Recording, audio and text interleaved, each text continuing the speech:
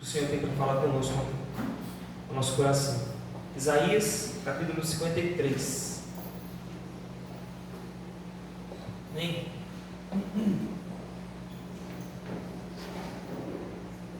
Diz assim a palavra de Deus. Todos encontraram? Amém? Vocês lembram? Diz assim: quem deu crédito à nossa pregação? E a quem se manifestou o braço do Senhor? Porque foi subindo como renovo perante ele e como raiz de uma terra seca. Não tinha beleza nem formosura, e olhando nós para ele, não havia boa aparência nele, para que o desejássemos. Era desprezado e o mais rejeitado entre os homens, homem de dores, experimentado nos sofrimentos, e como um de quem os homens escondiam o rosto, era desprezado e não fizemos dele caso algum. Verdadeiramente, ele tomou sobre si as nossas enfermidades, e as nossas dores levou sobre si, e nós o reputávamos por aflito, ferido de Deus e oprimido. Mas ele foi ferido por causa das nossas transgressões, e moído por causa das nossas iniquidades. O castigo que nos traz a paz estava sobre ele, e pelas suas pisaduras fomos sarados. Todos nós andávamos desgarrados como ovelhas, cada um se desviava pelo seu caminho, mas o Senhor fez cair sobre ele a iniquidade de nós todos. Ele foi oprimido e afligido, mas não abriu sua boca. Como um cordeiro foi levado ao matadouro, e como ovelha muda perante os seus tosqueadores. Assim, ele não abriu sua boca. Da opressão e do juízo foi tirado. E quem contará o tempo da sua vida? Porquanto foi cortado da terra dos viventes. Pela transgressão do meu povo foi ele atingido. E puseram a sua sepultura com os ímpios, e com o rico na sua morte, ainda que nunca cometeu injustiça, nem houve engano na sua boca. Todavia, ao Senhor agradou moê-lo, fazendo-o enfermar. Quando a sua alma se puser por expiação do pecado, verá a sua posteridade, prolongará os seus dias, e o bom prazer do Senhor prosperará na sua mão. Ele verá o fruto do trabalho da sua alma e ficará satisfeito. Com o seu conhecimento, meu servo, o justo justificará a muitos, porque as iniquidades deles levaram sobre si. Por isso, lhe darei a parte de muitos, e com os poderosos repartirá ele o despojo. Porquanto derramou a sua alma na morte, e foi contado com os transgressores, mas ele levou sobre si o pecado de muitos, e intercedeu pelos transgressores. Vamos orar uma vez mais? Senhor, queremos te agradecer por esta oportunidade, Senhor, de poder ouvirmos a tua palavra outra vez, e a lermos, ó Deus, aqui. Pedimos ao Senhor que o Senhor possa falar ao nosso coração, Senhor, pois precisamos dela. Este foi o meio pelo qual o Senhor determinou que assim se fizesse, os homens fossem salvos pela pregação, pela loucura da pregação. Senhor, então pedimos que o Senhor se manifeste neste lugar com a tua palavra, Senhor, de modo tal que nós possamos ver o Senhor mais, de modo tal, Senhor, que a tua luz brilhe nas trevas, aqueles, ó Deus, que não conheçam, aqueles, ó Deus, que estão em ti, cresçam, ó Deus, e que todos nós sejamos ajudados essa noite pelo poder da tua palavra. Assim nós oramos em nome de Jesus. Amém.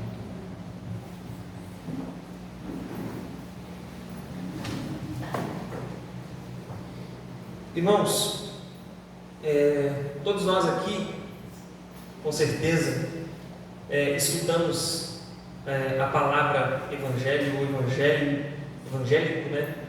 É um termo que nós estamos bem acostumados.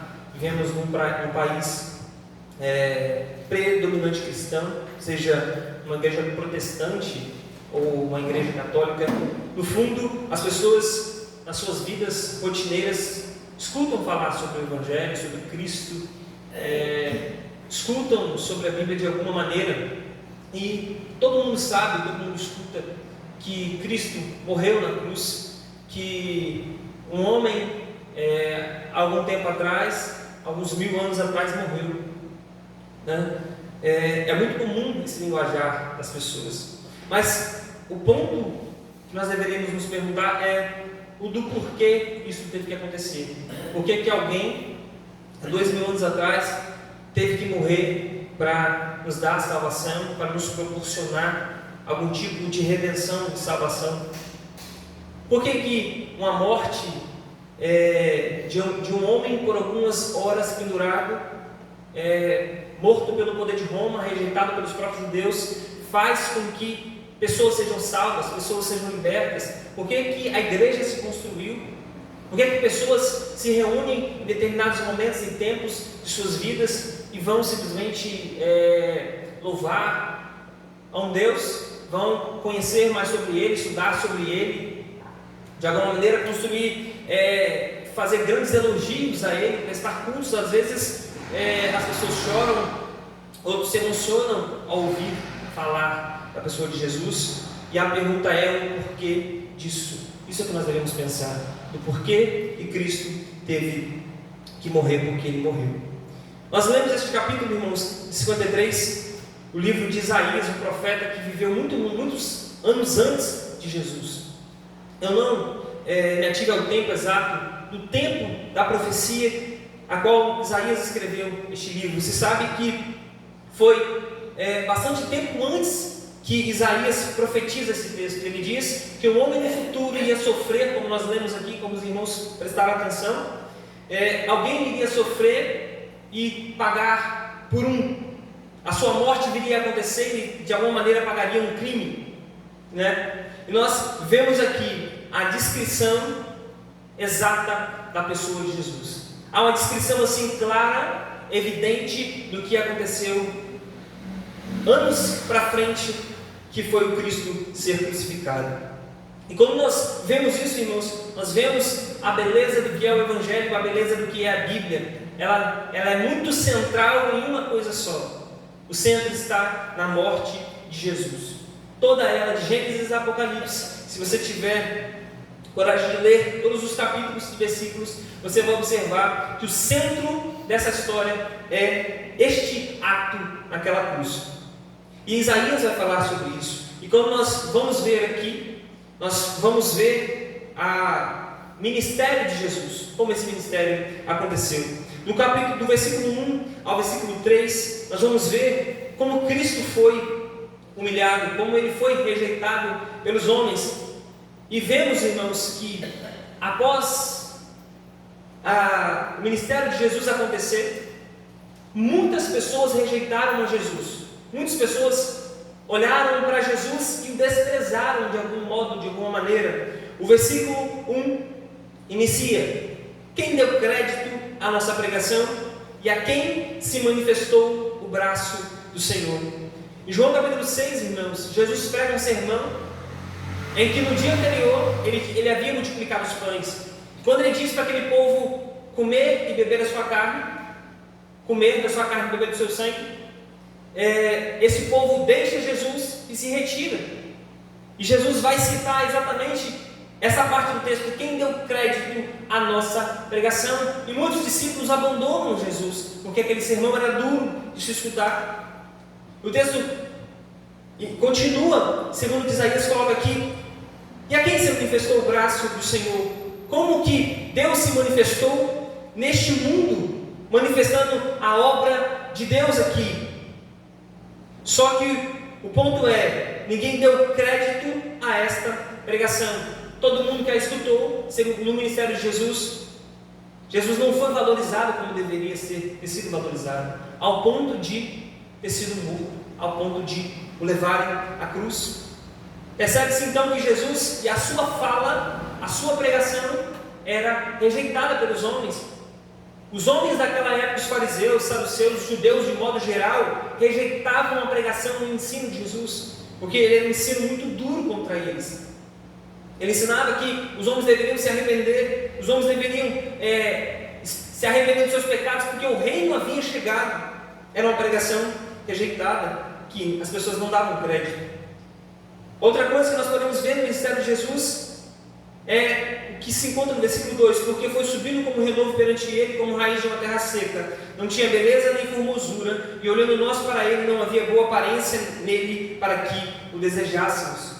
Observe, irmãos, que Jesus era um homem, não era um homem pomposo, não era um homem de grandes carruagens, grandes tesouros, grandes manifestações deste mundo.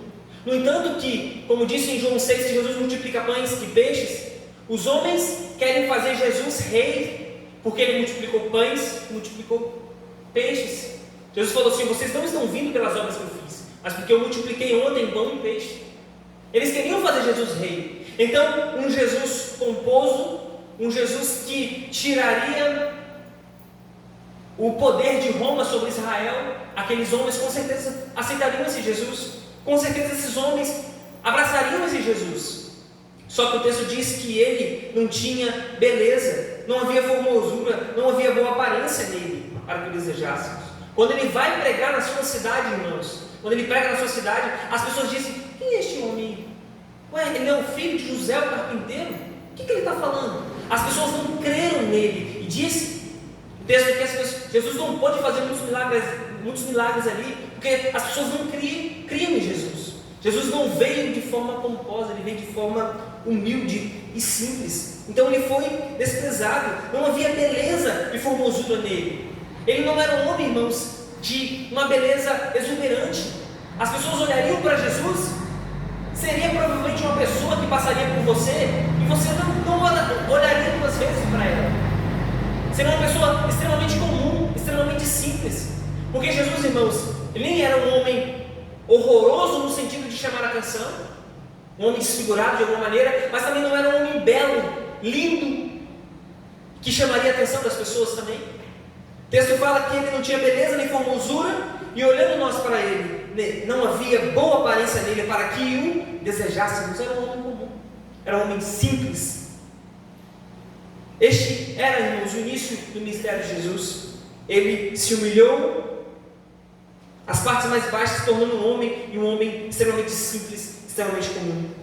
Outra coisa, ele era desprezado, irmãos. Versículo 3 diz: ele era desprezado, o mais rejeitado entre os homens, homem de dores, experimentado nos sofrimentos, e como um de quem os homens escondiam o rosto, era desprezado e não fizemos dele caso algum. Foi um homem que foi rejeitado, irmãos, no seu julgamento. Quando colocaram Jesus para ser ali julgado, o que o povo gritou? Solte-nos Barrabás. Um homem rejeitado, um homem que sofreu sozinho, um homem que os seus discípulos, na hora do seu sofrimento, o abandonou, um homem que estava sofrendo as suas maiores angústias. O texto diz que quando ele está para ser crucificado no Getsemane, diz que ele chora e sente dores, irmãos, tão grandes que o seu suor se torna em gotas de sangue. Havia um extremo sofrimento ali, ele era experimentado nos sofrimentos. Ele era um homem, irmãos, que provavelmente nós olharíamos para ele e seria um homem de cabelo seco, porque vivia no sol, um homem que vivia de uma roupa simples, porque vivia trabalhando, vivia manifestando o seu evangelho. No entanto, irmãos, que Jesus não foi percebido até os 30 anos. A Bíblia fala dele com 12 anos, do nascimento dele. Com 12 anos, ele vai para o templo, e aos 30 inicia o ministério dele. Não há mais relato dos 12 aos 30. Era um homem extremamente comum. As pessoas ficaram impressionadas com esse homem. Ele era um homem extremamente desprezado, experimentado nos trabalhos e no sofrimento. Era extremamente um homem comum como outro, mas com certeza um homem obediente e que servia a Deus e serviu. As pessoas escondiam o rosto dele, era desprezado. As pessoas não faziam dele caso algum. Era um homem extremamente simples. Só que, irmãos, uma coisa que Jesus veio fazer no nosso favor, ele tinha uma obra a ser feita, ele tinha o do porquê que ele veio a este mundo, e ele veio por um motivo só. O versículo 4 diz, do 4 ao 6 e versículo 8, ele tinha uma obra, irmãos, e essa obra era morrer por um povo, morrer pelos seus. Ele diz, e verdadeiramente ele tomou sobre si as nossas enfermidades, e as nossas dores levou sobre si, e nós o reputávamos por aflito, ferido de Deus e oprimido, mas ele foi ferido por causa das nossas transgressões, e moído por causa das nossas iniquidades. O castigo que nos traz a paz estava sobre ele, e pelas suas pisaduras somos sarados.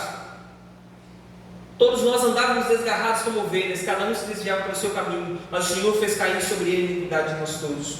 Observe, irmãos, que o texto diz, ele tomou sobre si as nossas enfermidades, as nossas dores.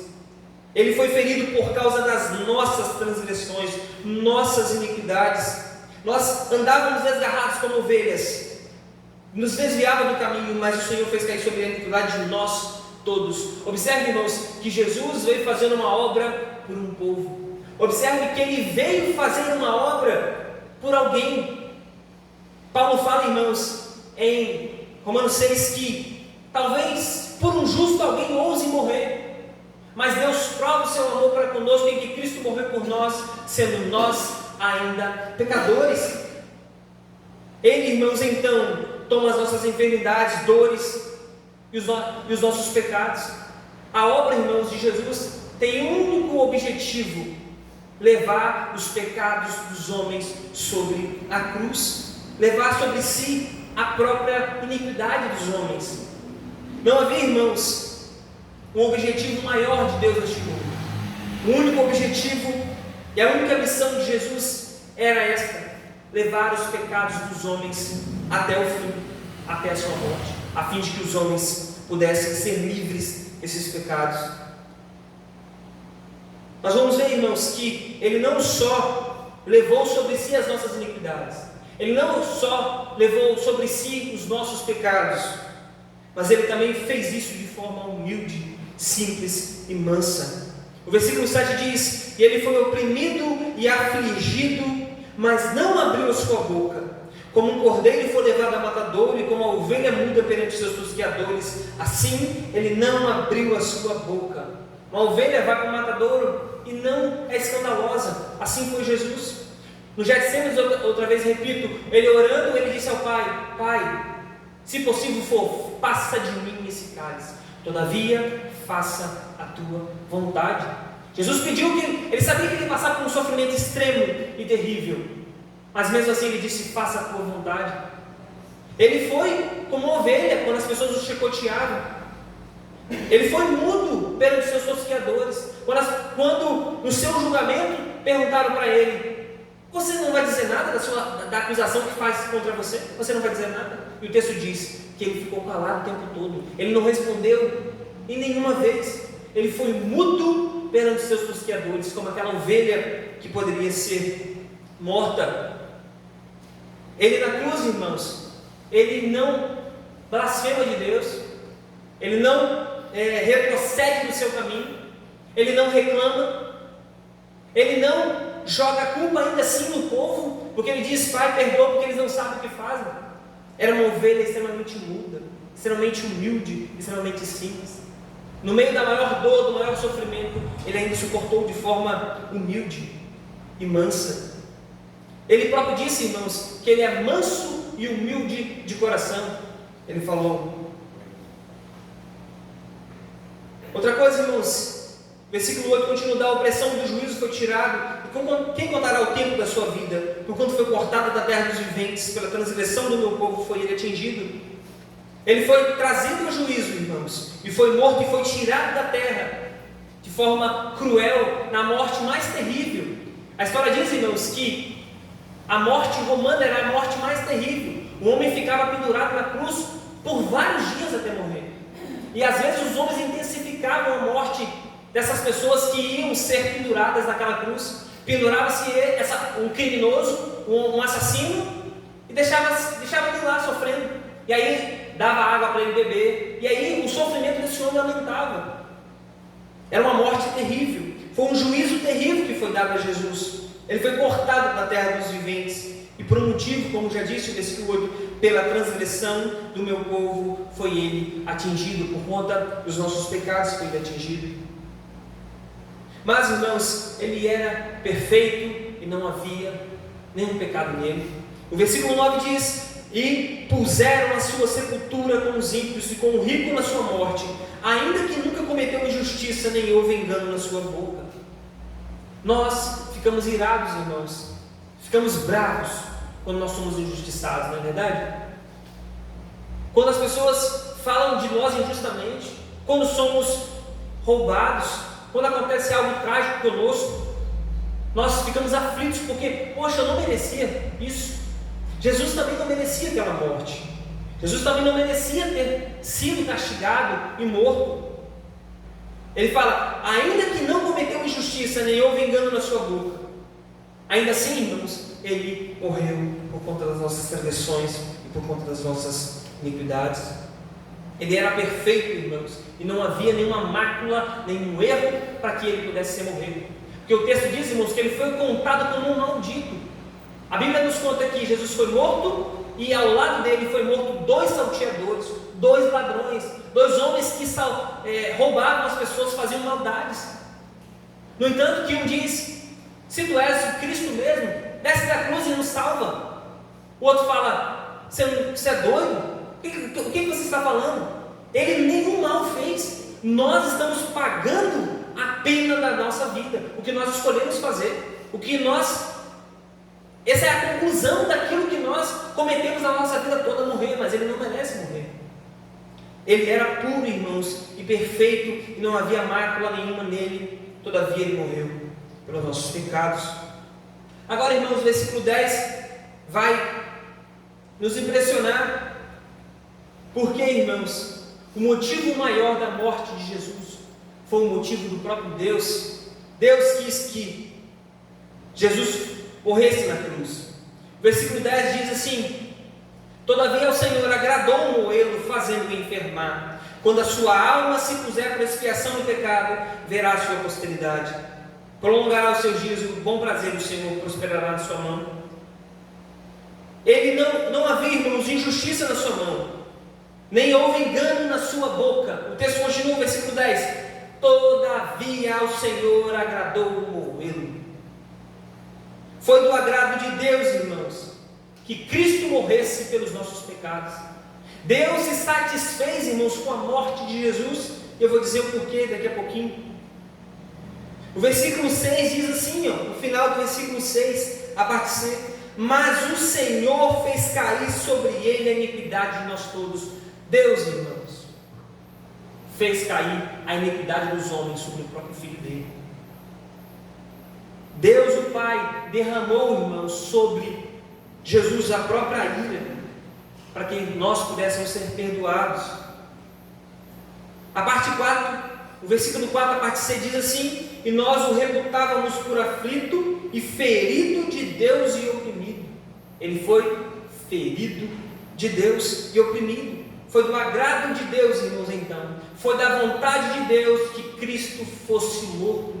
Em João, já citei esse versículo algumas vezes. No Apocalipse ele diz: ele é o Cordeiro que foi morto antes da fundação do mundo. O que quer dizer isso? Jesus é o Cordeiro, irmãos, que na mente de Deus, em toda a eternidade, ele havia sido morto.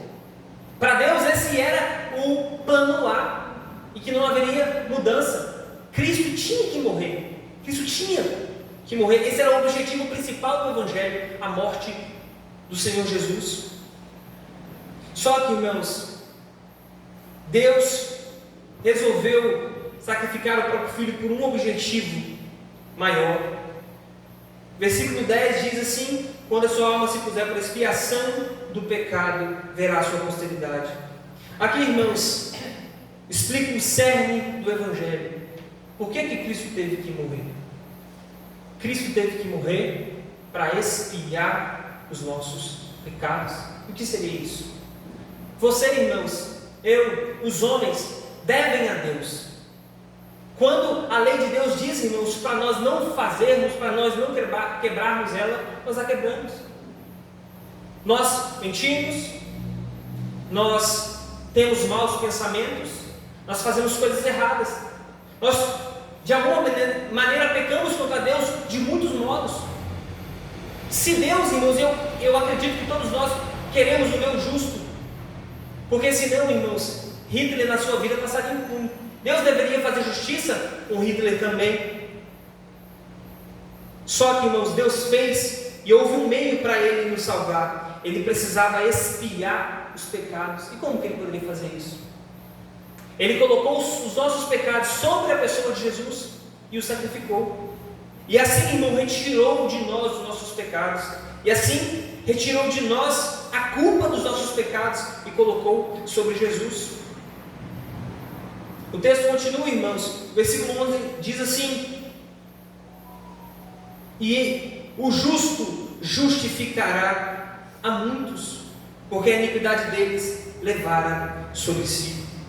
Aqui, irmãos, outra vez, eu digo aos irmãos, por que a cruz e a morte de Jesus é o centro do Evangelho?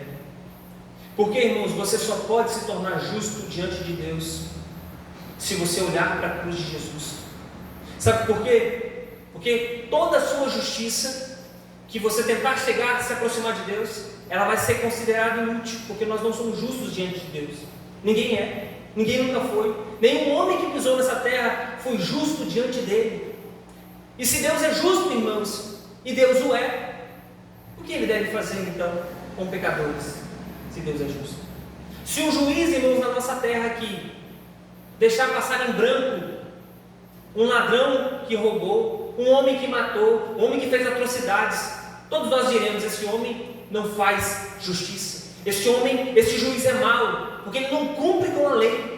Assim também é Deus, irmãos. Deus, se não cumprir com a sua própria lei, com o seu próprio eu de não negar a si mesmo, com a sua própria justiça, Deus vai ser um juiz injusto.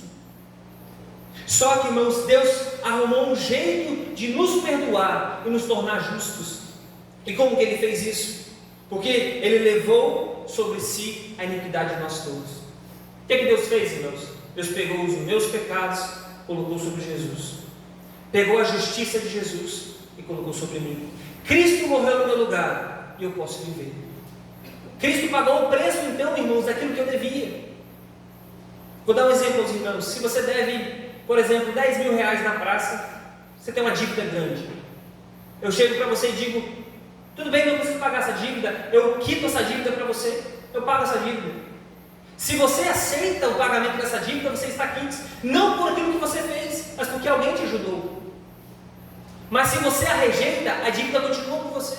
Assim é Cristo. Se nós temos todos os nossos pecados juntos, e esses pecados, quando nós nos aproximamos de Deus, Ele nos condena, só há um meio de podermos ser justificados: quando nós nos aproximamos de Jesus e aceitamos o pagamento da nossa dívida. Isso é ser justo diante de Deus. Enquanto, irmãos, Deus deveria nos condenar por conta dos nossos pecados, Ele não o faz, porque Ele já fez com Jesus. Alguém morreu pelos nossos pecados. Não é isso que nós lemos aqui várias vezes? Ele tomou sobre si as nossas iniquidades, Ele tomou sobre si os nossos pecados. Aí nós temos, irmãos, que pensar sobre o que Cristo é e o que Ele fez. É aqui que está o âmago, irmãos, do que é o Evangelho. Nós nos consideramos pecadores? Nós nos consideramos pecadores? Mas, não, eu sou um pecador sim, eu peco, eu sei que eu erro, eu sei que eu falho. Mas eu não estou dizendo isso, irmãos. Estou dizendo, se você se considera pecador, quando você olha para Deus e você diz: Deus, eu não posso me justificar, as minhas obras não poderão me salvar, tudo que eu fizer não adiantará, porque eu não posso ser salvo pelas minhas próprias mãos, eu não posso me auto-perdoar, precisa um outro alguém me perdoar, precisa um outro alguém me salvar, precisa um outro alguém me tornar justo, porque eu não tenho justiça nenhuma para mostrar a Deus. Este é o ponto, irmãos. Se nós não nos consideramos e olhamos para nós mesmos como pecadores, como inimigos, como homens falhos, como aqueles que são extremamente pecadores diante de Deus, não há possibilidade de haver salvação, porque nós não consideramos a doença. Só há possibilidade de um médico, irmãos, curar uma pessoa se essa pessoa se considera doente realmente. Enquanto ela não vai ao médico e diz: eu estou doente, eu preciso me medicar, eu preciso dessa cirurgia, enquanto isso não acontece, aquela doença não sara, aquela doença não passa, aquela dor não cessa. O pecado é a mesma coisa. Enquanto nós nos considerarmos justos diante de Deus, Deus nunca poderá nos dar a sua justiça. E a justiça, irmãos, vem absolutamente de uma pessoa, de Jesus. Por quê? Porque não houve pecado nenhum nele. Este é, irmãos, a grande alegria do Evangelho, em que pecadores podem ter os seus pecados levados, podem ser justos diante de Deus, não pelos seus próprios méritos, mas pelos méritos de outro, não por aquilo que nós fazemos, mas pelo que Cristo fez, não pelas nossas próprias forças, mas porque alguém foi morto no nosso lugar. Ele pagou a pena do seu pecado, pagou a pena da sua iniquidade, e assim nós podemos ser salvos, justos diante dele. Nós precisamos de uma coisa, irmãos: de expiação e justificação. Adão e Eva pecou, irmãos, e a partir de Adão e Eva, todos os homens nasceram pecadores, todos. independente. Todos nós nascemos pecadores e somos pecadores, irmãos, ainda.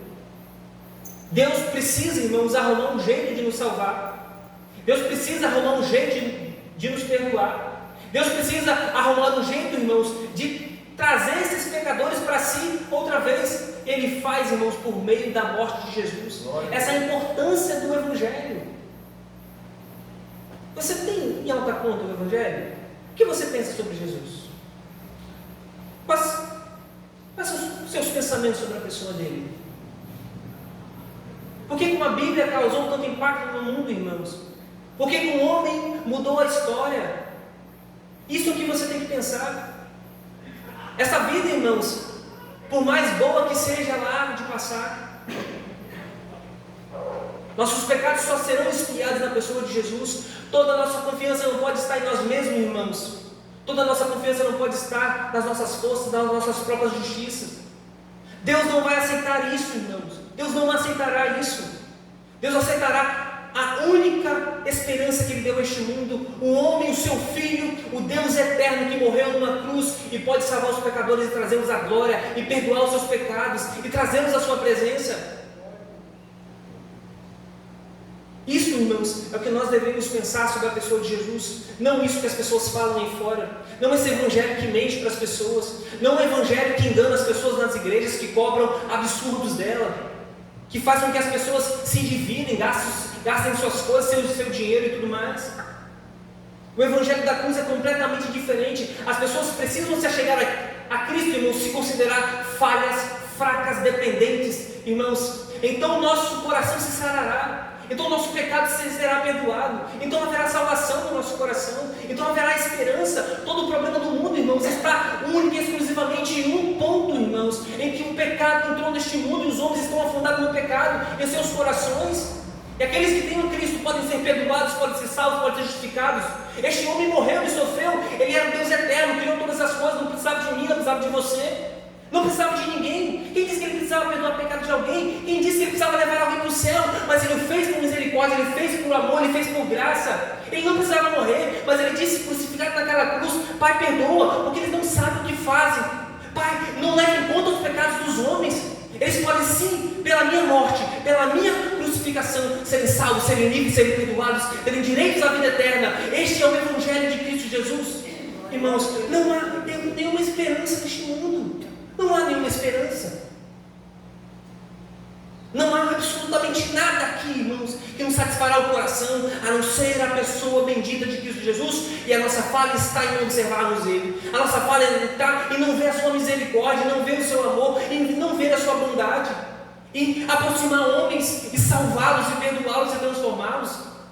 Isso está, irmãos, é o âmago do Evangelho da Bíblia. De tudo que se diz como igreja, como evangelho, está aqui na pessoa única e exclusiva. Foi a morte de Cristo, irmãos. Se você tem um ponto a observar, é a morte de Jesus. Se você tem que ler a Bíblia e ver um ponto, veja a morte de Jesus. Se você tem que pensar sobre ser evangélico ou não, pense sobre a pessoa de Jesus, o que Ele fez, o que Ele é, qual foi a obra dele, o do porquê disso. Então, irmãos, tudo não vale nada. Então, foi tudo em vão. Foi tudo em vão, então. Só que, irmãos, uma coisa que Cristo fará ainda: Ele verá o fruto do seu trabalho, do trabalho da sua alma, e ficará satisfeito. Jesus sabia, irmãos, que a obra dele redundaria em salvação dos homens, em perdão dos nossos pecados. Em a alma estar satisfeita, irmãos. Jesus disse: Vinde a mim, todos os que estáis cansados e oprimidos, e eu vos aliviarei. Ele disse: Ele verá o fruto do seu trabalho, do trabalho da sua alma, e ficará satisfeito. Ele está, irmãos, satisfeito em perdoar os homens. Ele se alegra, irmãos, em salvar os pecadores. Ele chama todos os homens deste mundo, irmãos, a se aproximar dele. Todos os homens. E diz: Vinde a mim. Vinde, vem e veja que o Senhor é bom. Ele vai se satisfará, se alegrará com os homens se aproximando dele, com os homens se achegando a ele. Em Hebreus capítulo 12 diz assim, irmãos, que a alegria que lhe estava proposta pela alegria que ele estava proposta, suportou a cruz. Cristo tinha uma alegria, irmãos, para vir. Qual era a alegria dele? Os homens que ele poderia salvar, os homens que ele poderia perdoar, os homens que eles poderiam entrar na glória com ele. Essa é a alegria de Deus, irmãos. Porque, irmãos, o meu servo, o justo, ele vai justificar a muitos, porque a iniquidade deles levaram sobre si. Você não precisa ter, irmãos, nenhum peso do seu pecado. Todos os nossos traumas, irmãos, todas as nossas dúvidas, nossos corações, todo o sofrimento que passa em nós, não precisa estar em nós. Nós podemos depositar aos pés de Jesus. Nós não precisamos, irmãos, continuar carregando essa carga. Até quando faremos isso? Até quando olharemos para Jesus e os louvaremos como aqueles homens fizeram? Até quando nós não daremos crédito à sua pregação? Até quando a sua morte será inútil para nós? Até quando o seu derramar do seu sangue será inútil?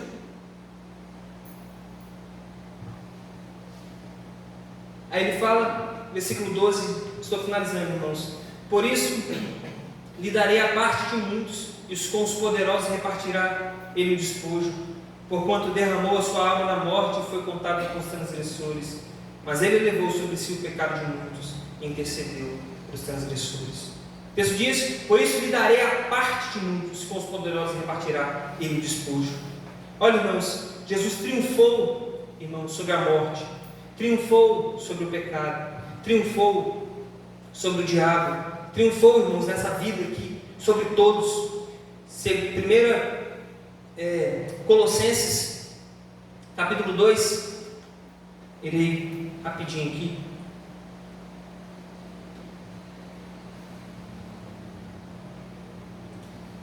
Deixa eu só achar.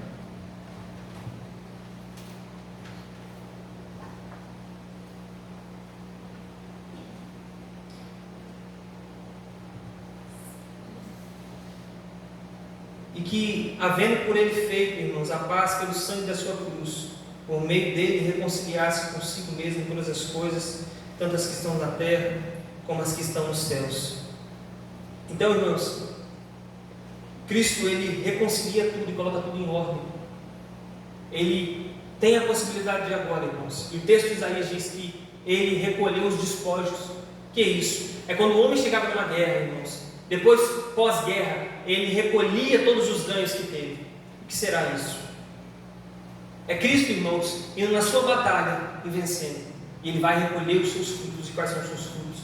Ele poderá adentrar a glória com o povo salvo, com o povo perdoado. Ele adentrará, irmãos, ao céu com pessoas que foram livres por ele, que foram salvas por ele. Por isso, irmãos, Cristo merece toda a honra, todo o louvor. Ele foi vitorioso naquela cruz, não derrotado. Ele precisou passar por aquilo, irmãos, porque precisava pagar o nosso preço, o preço dos nossos pecados. Que possamos olhar para Jesus, irmãos, de forma diferente, observarmos Ele de maneira que Ele seja o nosso real Salvador. Deus, queremos te louvar, te agradecer, Senhor, por este momento. Obrigado, Senhor, pela tua palavra. Obrigado, Jesus, porque o Senhor é o Deus eterno que se fez carne e se manifestou neste mundo. Obrigado pela tua graça, por ter nos salvado. Obrigado pelo Evangelho, por ter morrido na cruz por nós. Obrigado, Senhor, porque o Senhor não hesitou em nenhum momento. O Senhor não hesitou, Senhor, nem um segundo sequer, mas o Senhor morreu. Pedimos ao Senhor que o Senhor possa trabalhar nos nossos corações, para que possamos ouvir, Senhor, a tua voz e obedecer. Que o teu nome seja glorificado em nossas vidas, Senhor. Senhor, oramos em nome de Jesus.